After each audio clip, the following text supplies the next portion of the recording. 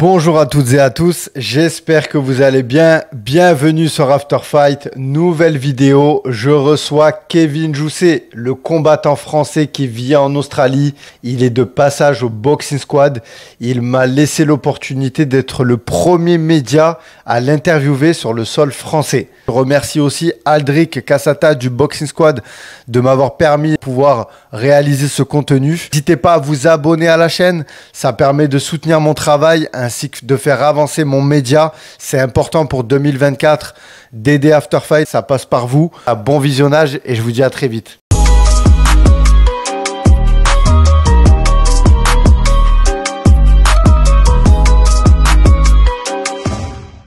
De retour sur After Fight, j'ai Kevin Jousset avec moi. Kevin, comment tu vas? Ça va bien, merci de me recevoir, c'est gentil. Eh ben écoute, c'est un plaisir de te recevoir en France. Donc si tu peux nous expliquer un peu que fais-tu en France? Ouais, écoute, j'ai combattu en décembre aux États-Unis. Ensuite, je suis rentré voir ma famille pour les vacances de Noël. Et ensuite, je me suis dit pourquoi pas profiter un peu d'être en France pour découvrir le MMA français, tu vois, m'entraîner un petit peu. Donc là, je suis à Nice pendant un mois. Et j'ai la chance de m'entraîner ici. Et pour le moment, ça se passe très bien, donc je suis ravi. Alors on va revenir un petit peu sur ton parcours. Kevin, tu es un combattant de MMA, tu as commencé par le judo. Alors je crois que tu es arrivé jusqu'en ceinture noire. Ouais. Toi, comment tu as fait la connaissance du MMA? De base, c'est un collègue qui m'en a parlé, Emric, avec qui je faisais un diplôme de préparateur physique, qui lui connaissait bien le MMA. Et c'est à la période où j'ai arrêté le judo, du coup j'en faisais beaucoup à l'époque. Et il m'en a parlé, il m'a dit ouais, tu devrais t'y mettre. Et c'est au même moment où j'avais décidé de partir voyager en Australie. Du coup, quand je suis parti voyager en Australie, il m'a trouvé un club, j'y suis allé, j'ai tenté, ça m'a plu. Et voilà, ça c'était en 2016 et maintenant on est en 2024 depuis quelques jours et voilà, ça a bien marché. Et toi justement, quand tu arrives en Australie, est-ce que tu as connaissance de ce sport? Étant donné qu'en France pareil, est-ce que tu en avais entendu parler? C'était pas légalisé? Je connaissais un petit peu, mais je ne l'avais jamais pratiqué. Donc je connaissais un peu ce que les médias nous disaient, ce qui veut dire beaucoup de conneries. Après, j'ai eu la chance de pratiquer moi-même et de me faire mon vrai avis. Et au final, j'ai accroché direct, ça m'a énormément plu. Et voilà. Donc gros background de judo? Ouais. Tu es allé jusqu'à la ceinture noire? Ouais, ceinture noire bien poussée. Ouais. J'ai eu la ceinture noire en 2008. Du coup, ça date maintenant. Ouais, ça date, ouais. C'était vers 15 ans environ. Ensuite, j'ai fait tout le cursus scolaire pour l'espoir, Pôle France. Ensuite, je suis monté à Paris, à l'INEF, à l'INSEP, où je m'entraînais aussi pendant quelques années. Ensuite, j'ai arrêté justement par la suite. Et voilà, quoi. Et aujourd'hui, est-ce que tu dirais que ça t'a aidé le judo justement à comprendre le MMA ou même t'en servir? On peut voir que tu as des magnifiques balayages, tout ça pour amener au sol les combattants. Ouais, bien sûr. Déjà, la partie physique, clairement, physiquement, quand les judokas, on est quand même très fort. Donc ça m'a énormément aidé. Ensuite, la partie compétition, j'ai fait la compétition depuis que je suis gamin, des combats de judo, j'en ai des centaines. Du coup, ça t'apprend à vraiment dealer avec le stress de compétition, tout ça. C'est pas inhabituel pour moi. Et ensuite, la partie grappling en général, bien entendu, mais aussi la partie distance en judo. La distance est très importante pour attraper le kimono, tout ça. La distance est différente en pied-point, mais tu apprends du coup beaucoup plus vite. Et voilà, le fait de m'entraîner toute ma vie, pour moi, c'était juste normal de continuer à me réentraîner à temps plein directement. Je me suis mis au MMA. Et est-ce qu'il y a des combattants qui t'ont inspiré, que ce soit dans le judo ou dans des films, des sportifs, non? Non, pas vraiment. J'aime regarder les gens qui sont bons dans leur domaine, mais que ce soit dans le sport de combat ou même dans tout autre sport, j'aime bien regarder les gens qui sont vraiment passionnés de leur domaine et qui sont très bons dans leur domaine, mais ça pourrait être vraiment tout, quoi. Tu vois, pas forcément le sport de combat. J'ai pas un idole où je me dis, super bon, je vais être comme lui. Non, vraiment pas. Ouais, si je te parle de l'époque des Chuck Liddell, Tito Ortiz, tout ça, c'est pas des combattants. Non, ou même Georges c'est l'époque Saint-Pierre. où je regardais même pas le MMA. Okay, tu vois, j'ai commencé à regarder le MMA le jour où j'ai commencé le MMA, donc ça fait pas longtemps. Et donc du coup, tu es parti en Australie, tu as commencé là-bas le MMA. Est-ce que c'est le même club que celui où tu es aujourd'hui, City Kickboxing de Eugène Berman? Non, parce que du coup, j'étais en Australie à Melbourne, donc là-bas je m'entraînais à Absolute MMA. Pendant 3 ans et demi, donc c'est là où il y a Craig Jones par exemple en jiu-jitsu, Lachlan Giles, donc il y a plusieurs mecs, ils sont très bons en jiu-jitsu là-bas. Le MMA, ça se développe aussi, mais le pied-point à l'époque où moi j'étais, c'était pas encore super bien. Et bien entendu, moi j'avais 0 pied-point de base, donc il fallait que je trouve un endroit où je pouvais vraiment progresser en pied-point. Et c'est là où j'ai entendu parler de City Kickboxing, qui est du coup à Auckland, en Nouvelle-Zélande. Et c'est pour ça que j'y suis allé, tout simplement. Que j'y suis allé la première fois, ça m'a bien plu. Bien entendu avec toute l'équipe et les entraîneurs et les athlètes. Et du coup, je me suis dit, bah voilà, je déménage ici. Et ça fait 4 ans maintenant. Et quand tu arrives là-bas, le MMA, il est comment comparé en France, où nous, c'est pas légalisé avant 2020? Là-bas, ouais, légalisé, tout le monde combat. Tu peux combattre en Australie ou en Nouvelle-Zélande sans problème. Après, ça reste des petits pays. Enfin, petits pays. L'Australie, c'est énorme, mais en niveau habitant, il y a quand même beaucoup moins de monde. Du coup, pour trouver des mecs à combattre, c'est pas toujours facile. Mais après, niveau législation de ça, tu pouvais combattre, il n'y avait aucun souci. Ouais. Et pourquoi pas avoir continué dans le judo, étant donné que tu avais une ceinture noire, que tu excellais dans ce domaine? Ouais, pourquoi avoir quitté et fait cette transition en MMA? C'est vraiment l'amour du sport? Non, j'ai arrêté par justement, j'en pouvais plus. J'en pouvais plus, j'ai commencé le judo, j'avais 4 ans. Ouais, t'étais saoulé. J'étais ceinture noire 10 ans après. Ensuite, j'ai fait le cursus au niveau entre guillemets pour les jeunes et ensuite commencé en senior en première division, tout ça. Mais j'avais plus l'amour du sport. J'avais l'amour de l'entraînement en général, tu vois, de me pousser et ce genre de choses. Mais l'amour du judo, je l'avais plus vraiment. Je l'avais trop fait, trop jeune, je pense. Et du coup, c'est pour ça que j'ai arrêté. Et au final, j'ai eu de la chance de trouver un autre sport de combat qui m'a énormément plu. Ouais. Et tu as commencé donc par un parcours amateur, tu as eu 2 victoires. Est-ce que tu avais ce côté compétiteur très vite quand tu as commencé le MMA, ou tu vois ce que je veux dire, pour passer de loisir à vraiment j'ai envie d'aller... Ouais, 2018, 3 combats amateurs, 3 victoires. J'avais bien entendu l'esprit compétitif. Ça, je pense que je l'ai toujours eu depuis gamin. Du coup, ouais, ça m'a plu directement, même à l'entraînement, tu vois. Après, à l'entraînement, je suis pas le genre de mec qui cherche à forcément gagner à tout prix, parce que c'est pas comme ça que tu progresses à l'entraînement. Mais l'esprit compétitif en compétition, ouais, ça, j'ai toujours eu, ouais. Et justement, d'avoir été en Australie, commencer un nouveau sport, de partir de France, est-ce que c'était compliqué pour toi? J'ai cru comprendre que tu es parti sans ta famille. Enfin, là-bas, tu t'es retrouvé seul, du coup. Est-ce que l'acclimatation dans ce pays, justement, qui est loin quand même, je veux dire, partir du jour au lendemain comme ça, est-ce que c'était pas dur? Non, tu sais, quand je suis parti, j'étais jeune, hein, j'avais 23 ans, 22 ans, je pense, à peu près. T'es tout content de partir à l'autre bout du monde, tu sais pas vraiment ce qui va se passer. C'était plutôt le contraire, tu vois, j'étais vraiment content de partir, de découvrir de nouvelles choses. Et non, c'était bien, ça m'a énormément plu, énormément apporté en tant qu'humain et sportif, bien entendu. C'est plus au fur et à mesure des années, quand ça fait des années que tu es à l'étranger, que tu vois pas beaucoup ta famille, tu vois pas beaucoup tes amis, tu as des collègues qui se marient, tu as des collègues qui ont des enfants, tu vois, tout ce genre de choses. C'est là au bout d'un moment tu te dis, ah ouais, en fait, ça manque un peu quand même. Et quand tu es au City Kickboxing, est-ce qu'il y a des objectifs directs? Est-ce que les 3 lettres, l'UFC, c'est dans ton viseur? Tu dis, je veux aller là-bas.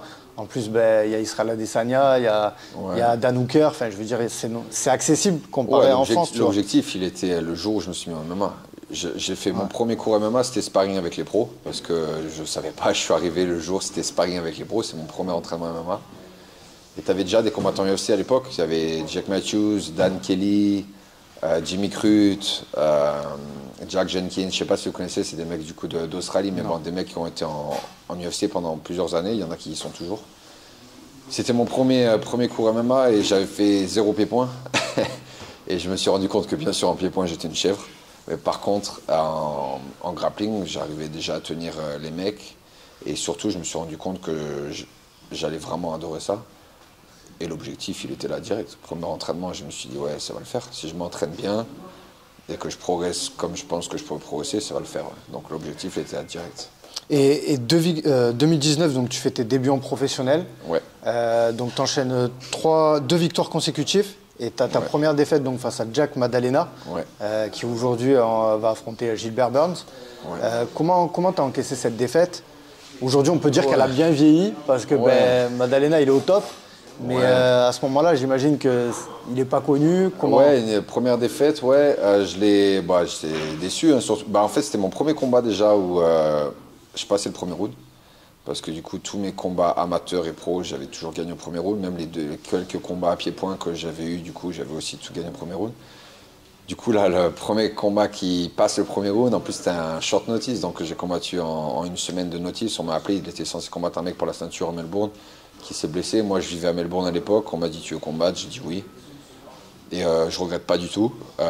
J'ai pris un coup de coude au deuxième round, ça m'a ouvert. Et l'arbitre m'a pas laissé recombattre entre. Pas l'arbitre, pardon. Le médecin m'a pas laissé recombattre entre le deuxième et le troisième round. Déçu, ça c'est clair. Mais dans ma tête, je me suis toujours dit que je recombattrais et que j'aurais ma revanche un jour. Je pensais pas qu'il signerait à l'UFC comme ça, parce qu'à l'époque, je pensais pas qu'il était assez bon. Et moi, j'étais pas non plus assez bon à l'époque. Et au final, maintenant, ce qui est marrant, c'est que plusieurs années plus tard, ça risque d'arriver dans, je sais pas, un an ou deux. Donc, ouais, parce que je t'entends beaucoup parler d'Ian Gary, mais est-ce que... Non, avec Jack Della, ça arrivera, c'est sûr. Après, je sais que voilà, faut pas griller les étapes. Lui, il est clairement dans une très bonne position aujourd'hui. Moi, il faut que je gagne encore plusieurs fois avant d'arriver à pouvoir prétendre de combattre un mec dans le top 5. Mais ça arrivera un jour ou l'autre. Et ça t'a pas empêché donc de renchaîner des victoires. Tu as même été double champion d'une organisation australienne. Ouais. C'est ça qui là-bas, c'est une organisation connue. Ouais, c'est la plus grosse organisation. Voilà, c'est comme un peu Ares en France, quoi. Ouais, c'est ça. En gros, c'est la plus grosse organisation d'Océanie, donc Australie, Nouvelle-Zélande. Tu vois, mon premier titre que j'ai eu, c'était middleweight. Le mec qui avait gagné la ceinture middleweight avant moi, c'était Israël, justement. Adesanya qui détenait le titre et ensuite qui a été signé en UFC par la suite. Ensuite, c'est moi qui ai gagné, du coup, quelques années plus tard. Ils n'avaient pas remis la ceinture en jeu. Et ensuite, j'ai gagné aussi la ceinture welterweight. Et ensuite, j'ai été signé par la suite. Donc, ouais, c'est clairement la plus grosse organisation de ce bout du monde. Et justement, on va en parler. Donc, ta signature à l'UFC. Ouais. Pour toi, c'était une évidence, étant donné que tu es dans ce club. Est-ce que, bien sûr, tu as eu les performances, mais est-ce que tu penses aussi que le fait d'être dans cette atmosphère et de s'entraîner avec des combattants à l'UFC, ça t'a facilité, tu vois, ouais, c'est possible. La signature ou pas? Ouais, je pense qu'il y a plein de choses qui rentrent en compte pour les signatures en UFC. Clairement, faut déjà être bon et avoir le niveau, être sur une bonne série de victoires et des belles performances en général. Après, je pense que c'est dans la vie en général, il y a plein de choses qui font que. Un peu de chance, le timing, il faut qu'il soit bon, et ce genre de choses. Là, j'ai eu de la chance, entre guillemets, de gagner ma deuxième ceinture 2-3 mois avant l'UFC Paris et l'UFC Sydney. Donc pour eux, je pense que le timing était parfait, j'ai pas de blessure, j'étais prêt à combattre. Et voilà, donc. Ouais. Je te dis ça parce qu'ils ont été forts, ils t'ont mis sur la même carte qu'Adesanya. Ouais. Tu as été en ouverture de carte. Ouais. Voilà, tu as fait en plus, tu as ouvert la carte comme il se doit. Ouais, Premier round soumission. Ouais. Franchement, c'est un combat. Je l'ai revu hier soir avant de justement préparer la vidéo. C'est une dinguerie. On voit que tu as vraiment la marche arrière, tu connais pas, Kevin, toi, en fait. Tu fais qu'avancer. Si, surprenamment, T'aimes la bagarre, en fait. Ouais, j'aime la bagarre. Dans le combat, j'aime beaucoup la bagarre. Après, tu vas pas me voir dans la rue me battre, c'est pas du tout mon délire, je suis pas comme ça. Je pense que c'est l'une des choses les plus bêtes que tu peux faire, pour être honnête. On n'aurait pas envie de t'embêter. Non, mais même, tu vois, les trucs dans la rue, j'ai perdu un ami comme ça qui s'est battu dans la rue. Donc, tu vois, c'est pas le genre de choses que je recherche. Mais oui, dans le combat, dans le sport de combat, ouais, j'aime la bagarre, ça c'est clair. Après, si je sais reculer, mais le truc c'est que selon les game plans, il faut avancer. Ouais, pour l'instant, mais il y a des mecs que je sais que je combattrai dans le futur où je reculerai, et je pense que ça va surprendre beaucoup de personnes de la qualité de pied-point que je peux avoir en reculant, que j'ai pas eu l'occasion de forcément montrer. Donc voilà, mais un jour ou l'autre, on le verra. Ouais. On voit, tu as des coups dangereux contre la cage. Ça, pareil, c'est des choses que tu travailles. Ouais, il y a des choses, ça vient naturellement. Tu vois, les coups de coude, ça vient vraiment naturellement. Je pense que c'est aussi grâce au judo, où justement, tu as une distance très proche. D'accord. Du coup, je le ressens assez bien, coup de coude, coup de genou. Ouais, et après, bien sûr, c'est ce qu'on bosse à l'entraînement. Ouais. En tout cas, du coup, il y a eu quand même la défaite d'Israël Adesanya à ce moment-là. Est-ce qu'on peut dire que ça a un peu gâché la fête quand même sur ta signature à l'UFC? Ça vous a pas empêché de faire la fête quand même derrière? Sur ma signature à l'UFC, non. Je dirais pas que ça a gâché la fête à ce niveau-là. Après, sur le jour même, clairement, quand j'ai combattu, j'étais content d'avoir gagné, mais je voulais que tous mes collègues y gagnent, tu vois, c'est normal, c'est mes potes. Quand j'ai vu qu'Izzy l'a perdu, ouais, ça m'a énormément déçu. Après, c'est le sport, hein, c'est comme ça. Ça arrive, il y a des jours où on gagne, des jours où on perd. Il n'a pas eu sa meilleure performance, loin de là, ce jour-là. Et ça a gâché la fête dans le sens où quand on est sorti après, mais après ça va, on est quand même sortis tous ensemble, on a bien célébré et c'était vite oublié. Ouais, et vu qu'on est sur Israël Adesanya, est-ce que tu penses qu'il peut... Aujourd'hui, il y a beaucoup de choses qui se disent dans le MMA, que ben, ça y est, il a utilisé son pic, enfin tu vois que son prime est passé, quand même peu Anderson Silva, tout ça. Est-ce que tu penses qu'il va revenir? Je pense, ouais. Après, tu sais jamais, hein. Je suis pas dans sa peau, je sais pas. Parce que pour rappel, t'es l'un des sparring. T'es l'un des même le sparring de Israël Adesanya. Ouais. Il avait pas mal de blessures. Après, je veux pas mettre d'excuses parce que voilà, je pense que Sean Strickland, ce jour-là, il a très bien combattu. Et faut pas lui enlever le mérite de sa victoire.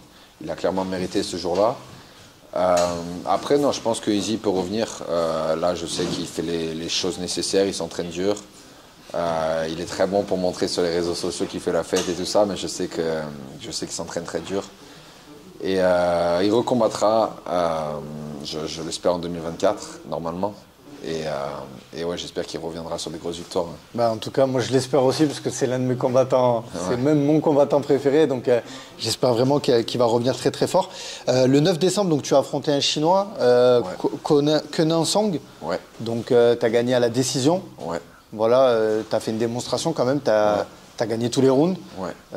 Ton retour sur ce combat, tu as passé beaucoup de temps dans la cage pour le coup. Est-ce que ça aussi, ça permet d'engranger de l'expérience? C'est aussi important pour toi que pas avoir que des finalisations, comme ton premier combat, tu vois? Ouais, bien sûr. Bah, tu vois, là, j'étais content de combattre un mec qui avait 8 combats UFC, qui avait combattu déjà des gros noms. Et je pense que c'était important pour moi que je montre à tout le monde que je peux les tenir largement. Je me suis très peu fait toucher. J'ai pris un coup de coude sur les 5 dernières secondes qui m'a ouvert à l'arcade, mais sinon, j'ai pas pris trop de coups. Donc ouais, non, j'ai dominé le combat, donc ouais, bien content de la performance. Après, clairement, je voulais finir le combat.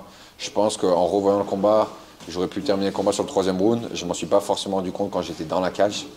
Mais voilà, on apprend, c'est comme ça, et j'espère que le prochain combat, j'aurai une finition encore. Ouais. Et dans ton style de combat, est-ce qu'il y avait quelque chose que tu aimerais améliorer, que tu travailles, que tu mets l'emphase dessus? Ouais, il y a tout que je veux améliorer. Ouais. Je pense que tu n'es jamais assez bon dans un domaine. Et c'est surtout que chaque domaine peut être divisé. Tu vois, même le pied-point, tu as le pied-point quand tu es loin, tu as le pied-point quand tu es un peu plus proche, quand tu es très proche. Tout ça, c'est des choses bien différentes, même si c'est tous du pied-point. Dans la lutte, c'est pareil. Selon les positions, tu bosses pas la même chose. Le jiu-jitsu, c'est bien, mais c'est le jiu-jitsu pour MMA aussi qui est différent. Je ne peux pas te donner un domaine. Il y a énormément de choses que je veux progresser et c'est le but de ma carrière. Ouais. Et tout à l'heure, on l'a dit, tu as été double champion d'une organisation. Donc tu as cette capacité de pouvoir aller dans les 2 catégories. À l'UFC, est-ce que tu vas essayer de refaire la même chose? Dans quelle catégorie tu veux Je pense qu'en UFC, c'est plus difficile de faire ça parce que déjà, les matchmakers de l'UFC, ils n'aiment pas forcément ça, mis à part si tu es déjà champion d'une organisation, de la catégorie, pardon. Mais je pense qu'en général, c'est très rare qu'ils te laissent monter et descendre d'une catégorie de poids. Donc non, en tout cas pas pour le moment. Pour le moment, welterweight, je me sens très bien.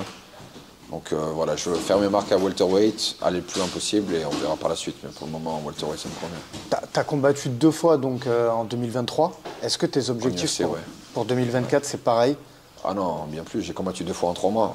Donc tu vois, là, tu peux au moins doubler. 4 fois. Tu as besoin de ça, toi, de rester actif? Après, j'ai dit ça plusieurs fois, mais moi, il faut bien prendre en compte que tout ça, c'est si j'ai pas de blessure. Et ce genre de choses. Faut pas être bête et se dire que voilà, tu as des blessures et tu vas recombattre bêtement 2 mois après. C'est pas du tout le but. Pour le moment, j'ai de la chance de ne pas avoir eu de grosses blessures. J'ai eu des petites blessures, bien entendu, mais j'ai pas eu de grosses blessures. Du coup, ça me permet de pouvoir combattre régulièrement. Du coup, si j'ai pas de blessure, ouais, 4 à 5 fois, c'est le but de 2024. Et je voudrais qu'on parle un petit peu de tes objectifs à long terme, à moyen terme. Est-ce que l'UFC Paris, tu es français?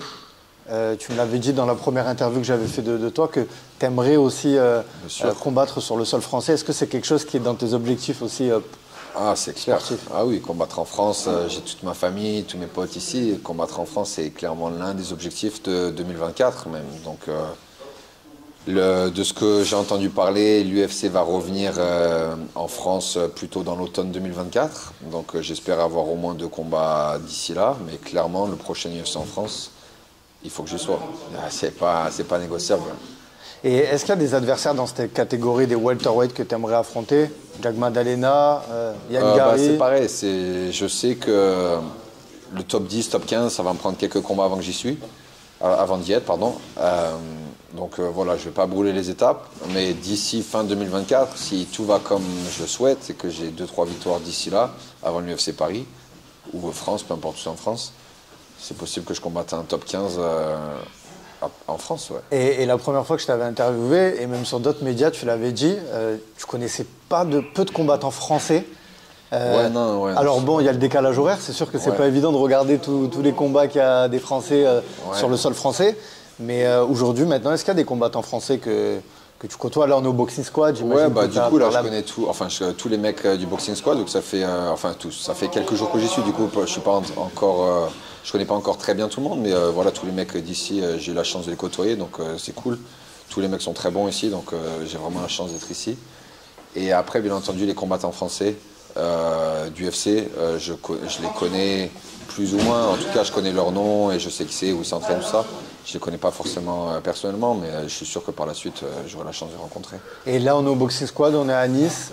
Voilà, il y a Manon Fiorot qui a commencé la préparation de son combat. Il y a plein de combattants. Dimitri Solimès qui est au PFL. J'en passe, j'en oublie sur Axel Sola, Virgila Hogan, tout ça. Qu'est-ce que tu penses? Il y a Aldric Cassata aussi, le coach, Jean-Marc Tosca. Qu'est-ce que tu penses un peu de l'ambiance de cette salle comparée à celle où tu es tout le temps en Australie? Ouais, top. Franchement, après, je suis pas étonné. Hein. Tu sais, les arts martiaux en France, ça a toujours été très très bon. Des athlètes français au plus haut niveau, on en a toujours eu. Comme je parlais précédemment à 2-3 mecs, c'est que je pense qu'en France, des mecs qui auraient pu combattre en UFC au plus haut niveau, ça fait des années qu'on en a. Mais les opportunités, on ne les avait pas. Maintenant que l'UFC vient en France, tous les athlètes français ont enfin cette chance d'avoir une chance d'être signé en UFC et de pouvoir montrer ce qu'ils valent. Mais ouais, ici, franchement top. Être à Nice, dans une salle comme ça, c'est cool. Comme tu as dit, tous les athlètes que tu viens de nommer sont tous très très bons, donc très bien de s'entraîner avec eux. Et Aldric et les autres entraîneurs, pour le moment, ça se passe vraiment bien. J'aime énormément l'ambiance et c'est des bons humains, tu vois, ils sont cool. Quand on s'entraîne, mais après, voilà, il ne faut pas hésiter à rigoler à côté. J'aime bien m'entraîner avec des gens où je sais que c'est des bons humains et c'est pas fake. Tu vois ce que je veux dire? Pour moi, c'est important. Je ne veux pas m'entraîner avec des mecs où ils sont fake et tu sens que la relation n'est pas très naturelle. Pour moi, ça ne m'intéresse pas. Mais ici, aucun souci, donc c'est top. Et quand tu vois l'engouement du MMA, t'es français, l'UFC qui vient maintenant en France et tout, t'as pas envie de venir t'installer en France? En plus, t'as ta famille aussi. À voir. On verra. Tu sais, c'est difficile. Déjà, ça fait 8 ans que je vis à l'étranger quand même. C'est un choix pas facile. Surtout que je ne suis pas le genre de personne à abandonner les gens qui croient en moi, qui ont cru en moi depuis un moment. Donc c'est un choix difficile. Après, je t'avoue, comme je t'ai dit, la famille, les potes, ça manque. Venir vivre en France à temps plein, actuellement, je pense pas. Peut-être après ma carrière, revenir, ouais, il y a de fortes chances. Pendant ma carrière, je ne pense pas. Après, faire plutôt en alternance, un peu des deux, pourquoi pas? À voir. Tu vois, là, je suis déjà là pendant 1 mois. Donc c'est déjà bien. Ensuite, après mon prochain combat, peut-être que je reviendrai, on verra, ouais, c'est possible. Si je dois te demander ton meilleur souvenir jusqu'à présent dans le MMA, c'est lequel? Meilleur souvenir en MMA, je pense que c'était gagner mon premier combat UFC parce que y a ma mère qui est venue, mon frère, ma soeur qui étaient là dans les gradins et c'était un peu l'aboutissement où tu travailles pendant un moment et au bout d'un moment tu vois t'aboutis vraiment et tu as enfin le résultat final. Donc ouais, je dirais avoir la finition sur mon premier combat UFC, ça devait être le meilleur moment. Ouais. Et est-ce qu'on pourrait te revoir prochainement dans la cage? Ouais, très prochainement même. Je pense qu'il y aura des annoncements dans les quelques semaines, mais oui, je vais recombattre dans les quelques mois qui arrivent. Bon, ben restez connectés. En tout cas, Kevin Jousset, allez le suivre sur Instagram, allez lui donner de la force. Kevin, c'était vraiment un plaisir d'échanger avec toi et de te rencontrer en France. Voilà, parce que malheureusement, l'Australie, c'était loin. Ça fait un peu long. Bon, on n'a pas le beau temps du climat du Sud. Je pense que tu as été habitué à mieux. Kevin, avant de terminer l'interview, je voudrais qu'on passe au 5. C'est la tradition chez After Fight. Est-ce que tu es prêt? Vas-y. KO ou soumission? KO. Entraînement ou combat? j'aime les deux, c'est dur, mais combat. Cardio ou musculation? Le cardio, ça fait plus mal, mais on en a plus besoin, donc je veux dire cardio, ouais. France ou Australie? France. Et ton repas préféré hors période de combat? Je veux dire les desserts en général.